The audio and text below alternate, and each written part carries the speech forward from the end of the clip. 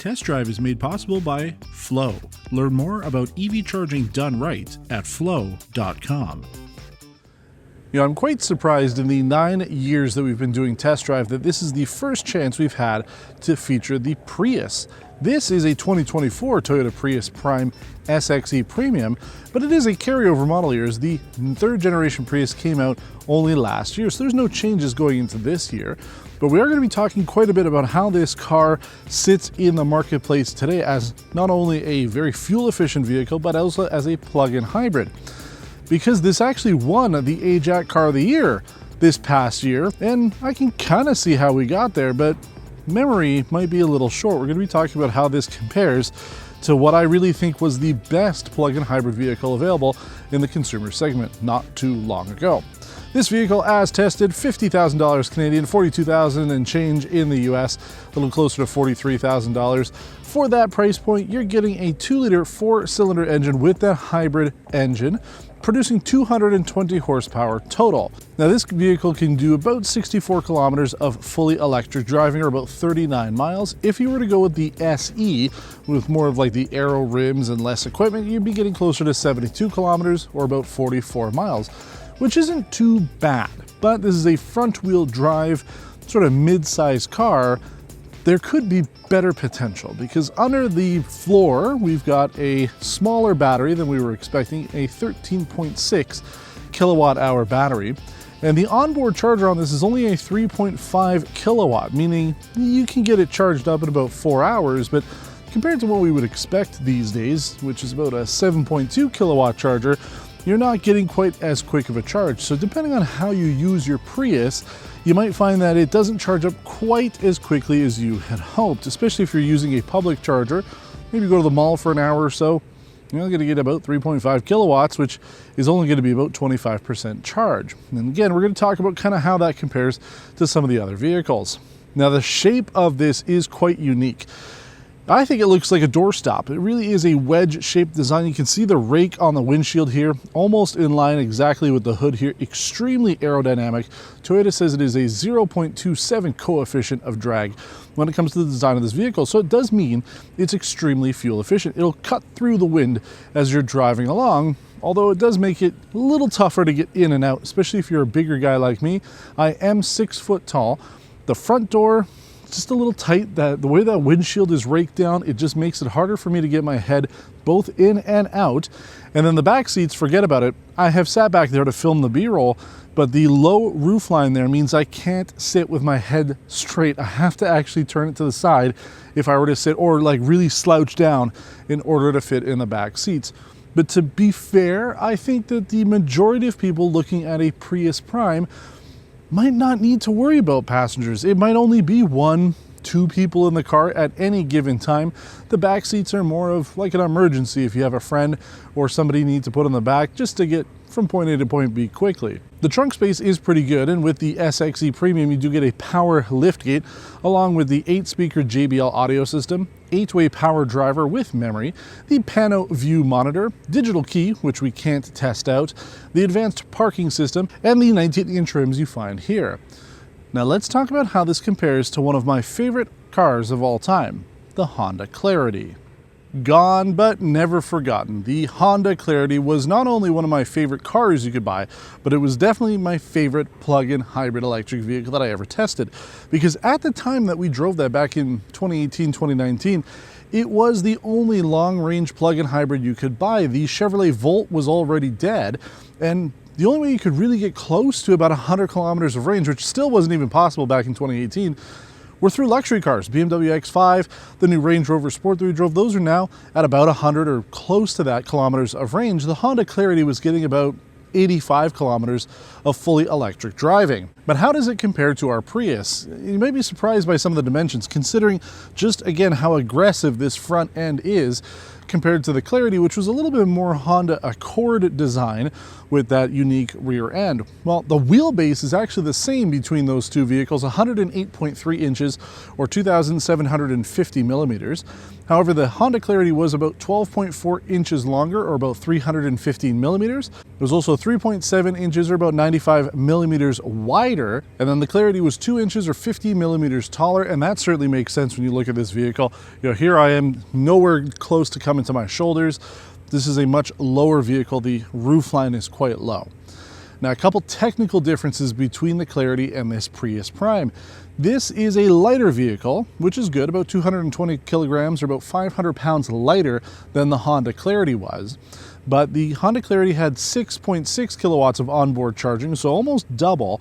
And it also had a 17 kilowatt hour battery by the time it was killed off, which again, is about 85 kilometers of driving. We heard from people that were getting far more than that, but we were getting about that. So the overall fuel efficiency was pretty good. With the extra range, about 20 kilometers more than this, that could be a lot, especially if you are doing about 100 kilometers of driving per charge. You're not going to be doing too much on gas.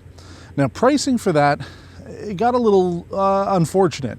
In 2021, when we featured the Clarity last, we had mentioned that the price had gone up by more than $4,000, which means it was about $48,000 before delivery. So about 50 grand, which is the same price now as this Prius, but that had a little bit more range. I'd say it looked a little bit better. It was easier for somebody like me to get into, and you had overall better space inside because the second row was actually functional and the rear trunk was pretty good as well. But what I found interesting when filming B-roll for this vehicle was the words Hybrid Reborn. It's on the cowl for the front windshield here where the wipers are, as well as underneath the hood. Toyota is using that when it comes to this vehicle. But what does it mean? Well, let's take it on the road and see if we can figure it out together. All right, so as we hit the road in the 2024 Prius Prime, let's talk a little bit about fuel efficiency, because that is really the most important thing. Similar to when we drove the Lexus RX, I don't have a way to charge or hold the battery beyond 80%. So the vehicle was fully charged, fully gassed up when I picked it up. Meant I had to use about 20% battery before I could keep it in order to do our fuel economy testing like I do with every single vehicle on our 100-kilometer drive. So with that in mind, we did complete this. We did about 48 kilometers fully electric before the gas system kicked in, for a total of 2.8 liters per 100 kilometers. US miles per gallon is below. Now, what's interesting, again, much like when we were driving the Lexus RX plug-in hybrid, if you're in EV mode, it's giving you a kilowatt hour per 100 kilometer efficiency, which I think is kind of good. So once you switch over to gas, it'll tell you what the liters are, but at least that way you can kind of see how much energy you're consuming. Now, we're averaging right now 19.3 kilowatt hours, and it wasn't much different during my drive. During those first 48 kilometers or so, it was just myself. I did have some luggage in the back, so maybe a little bit of extra weight, but not by much. It wasn't too efficient overall. I would expect that number to be a little bit less. This is front wheel drive only. It's not a super heavy vehicle, and because it's a plug-in hybrid, the battery itself isn't huge compared to, say, an electric. So I would have liked to have seen that number get a little bit better, but you know, for the most part, everything makes sense in here. We've got single zone automatic climate control. Front seats have heat and ventilation. That's nice. Rear outboard seats do have heat if you do decide to put somebody back there. You've got 2 sunroofs up here. They're just a manual shade to cover it up, but I think that's a good thing to have. And then we've also got their updated infotainment system, which I've spent a lot of time with.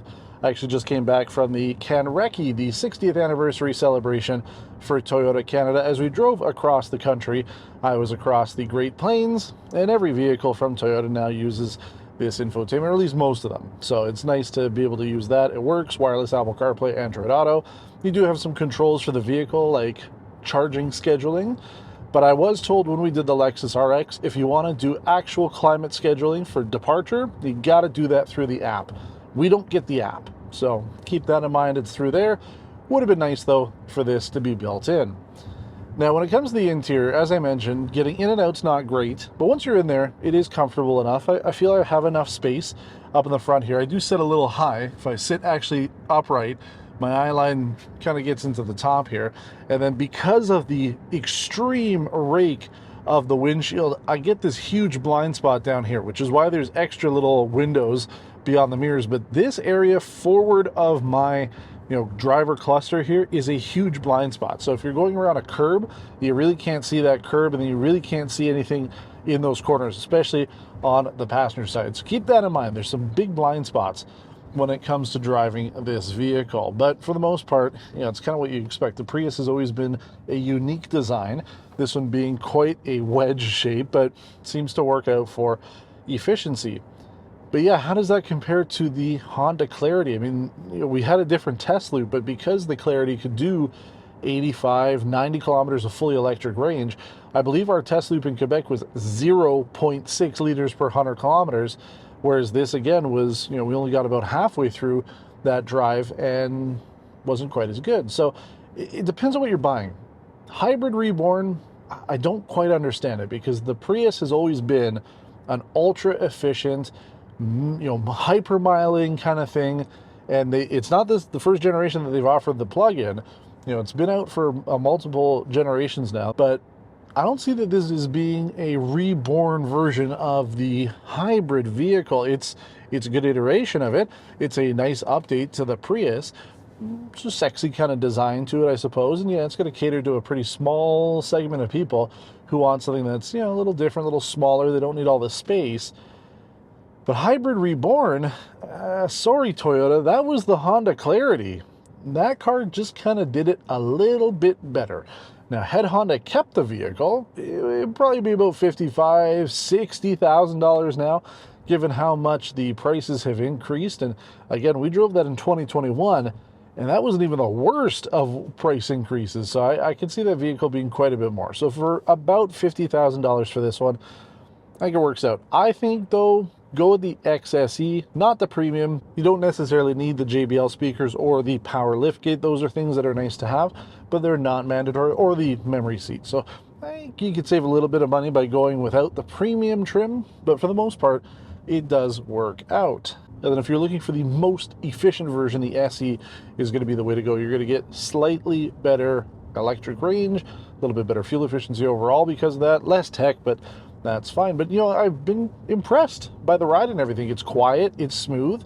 The car eats up the bumps pretty well, despite this not really feeling like a mid-size vehicle. It has mid-size vehicle mannerisms, so I do like the drive of it, and it's got some kind of quirky sounds to it. It'll sing to you when you lock the car and unlock it. The horn is pretty pathetic, though. Almost wouldn't even bother using it. If somebody's going to hit you, just let them hit you, because you do the horn, it doesn't sound very good. So is this the Hybrid Reborn? No. This would have been Hybrid Reborn had it had a little bit better battery, so 17, 18 kilowatt hours, similar to what the Clarity had when it was phased out. Faster onboard charging would have been nice as well. And yeah, those small things would just make this vehicle a little bit better. And it could be that because, if you're looking for a plug-in hybrid car, there's nothing else out there, right? This is it. If you're looking for a crossover and SUV, there's a lot of choices. But, if you're going for maximum efficiency, then something like this does work out quite well. So while I do think Toyota's done a great job with this generation, and I can totally understand how it won the Canadian Car of the Year, because there's not a whole lot of choice else in the market, but it could be a little bit better just to live up to this Hybrid Reborn thing that they're trying to push on us. But as always, if you've enjoyed this video, we do invite you to give a thumbs up to the video, subscribe to our channel if you haven't done so already. We've got a brand new merch store available. You can check out some of the stuff that we've got there. All of that goes towards us making more content like this, so you can help support the channel directly by doing that. And as always, we invite you to get in the comments if you've got questions about either this vehicle or whatever we're doing here on Test Drive or anything at all. We're happy to get in touch with you, and you can also join our Discord channel. That way you can talk to us directly. It doesn't have to be about the specific car that we're driving or anything like that. Just come and chill. All of those links are in the description below, and as always, we appreciate you watching, and until next time, take care.